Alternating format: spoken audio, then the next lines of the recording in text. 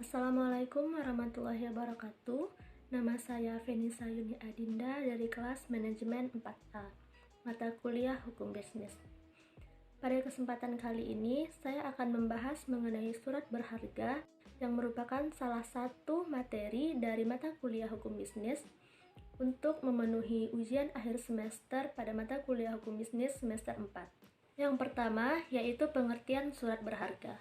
Secara etimologis, surat berharga bisa diartikan sebagai surat yang mempunyai harga. Istilah surat yang mempunyai harga atau nilai merupakan terjemahan dari istilah aslinya dalam bahasa Belanda yang disebut dengan papier van waarde. Ahli juga berpendapat mengenai pengertian dari surat berharga ini. Yang pertama, menurut pendapat Abdul Qadir Muhammad, surat berharga adalah surat yang oleh penerbitnya sengaja diterbitkan sebagai pelaksana pemenuhan suatu prestasi yang berupa pembayaran sejumlah uang, tetapi pembayaran itu tidak dilakukan dengan menggunakan mata uang, melainkan dengan menggunakan alat bayar lain. Selanjutnya, menurut Purwo Sucipto, yaitu surat berharga adalah surat bukti tuntutan utang yang sukar untuk diperjualbelikan. Setelah itu, kita akan mengetahui fungsi dari surat berharga. Yang pertama, sebagai alat pembayaran atau alat tukar uang. Yang kedua, sebagai alat untuk memindahkan hak tagih, yakni dapat diperjualbelikan dengan mudah. Yang ketiga, sebagai syarat hak bukti tagih atau surat legitimasi, yaitu surat bukti diri bagi pemegangnya sebagai orang yang berhak. Yang keempat, tujuan penerbitan surat berharga ini sebagai pemenuhan prestasi berupa pembayaran sejumlah uang. Surat berharga tentunya juga mempunyai dasar hukum yang terbagi menjadi dua. Yang pertama, surat berharga yang diatur dalam KUHD. Contohnya, wesel, cek, surat sanggup, promes, serta kwitansi-kwitansi atas unjuk dan saham. Yang kedua, surat berharga yang diatur di luar KUHD. Contohnya, biljet giro. Jenis surat berharga. Yang pertama, yaitu wesel. Pada pasal 100 KUHD menerangkan bahwa wesel, surat berharga yang memuat kata wesel di dalamnya, tertanggal dan ditandatangani di suatu tempat di mana si penarik memberi perintah tanpa syarat kepada tertarik untuk pada hari membayar sejumlah uang kepada pemegang atau penerima yang ditunjuk oleh penarik atau penggantinya. Jadi surat berharga yang kedua yaitu surat sanggup. Sebuah surat berharga yang mencantumkan tanggal dan menyebutkan tempat penerbitnya yang merupakan kesanggupan tanpa syarat oleh penerbit untuk membayar atau pengakuan hutang kepada pihak pemegang atau pembawanya. Pembayaran dilakukan pada waktu tertentu oleh pihak penerbit itu sendiri. Selanjutnya adalah obligasi.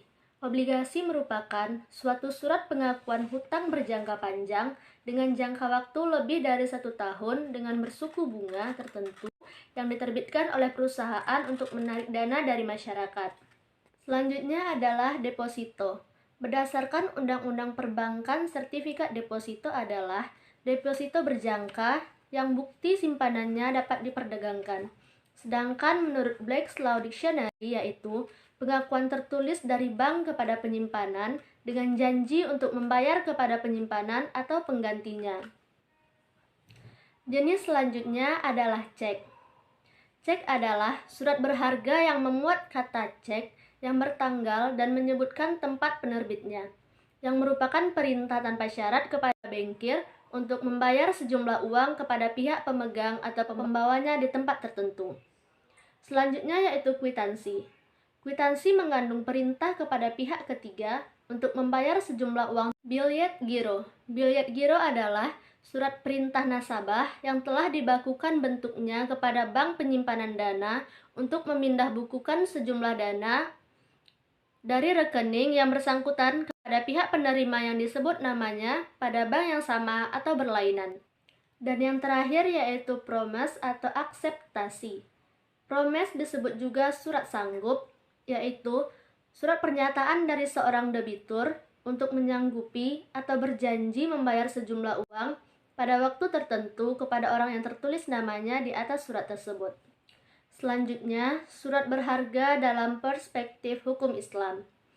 Surat berharga syariah negara atau SBSN atau dapat disebut juga dengan suku negara adalah surat berharga atau obligasi yang diterbitkan oleh pemerintah Republik Indonesia berdasarkan prinsip syariah.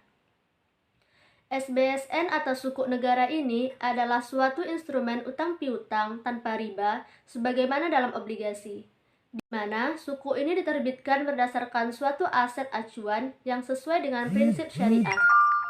Tujuan diterbitkannya, selain sebagai bentuk surat berharga yang sesuai syariat, juga untuk membiayai anggaran pendapatan dan belanja negara atau APBN, termasuk membiayai pembangunan proyek.